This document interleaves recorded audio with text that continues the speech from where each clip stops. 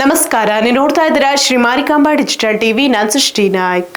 ಆಷಾಢ ಶುಕ್ಲ ಪ್ರಥಮ ಏಕಾದಶಿ ಅಂಗವಾಗಿ ಉಡುಪಿಯ ಪ್ರಮುಖ ಮಠಗಳಲ್ಲಿ ತಪ್ತ ಮುದ್ರಾಧಾರಣೆ ಭಕ್ತಿ ಶ್ರದ್ಧೆಯಿಂದ ನೆರವೇರಿತು. ಉಡುಪಿ ಶ್ರೀಕೃಷ್ಣ ಮಠ ಹಾಗೂ ಶ್ರೀ ಕಾಣಿಯೂರು ಮಠದಲ್ಲಿ ನಡೆದ ಧಾರ್ಮಿಕ ಕಾರ್ಯಕ್ರಮಗಳಲ್ಲಿ ಸಾವಿರಾರು ಭಕ್ತರು ಭಾಗವಹಿಸಿ ತಪ್ತ ಮುದ್ರಾಧಾರಣೆ ಸ್ವೀಕರಿಸಿದರು.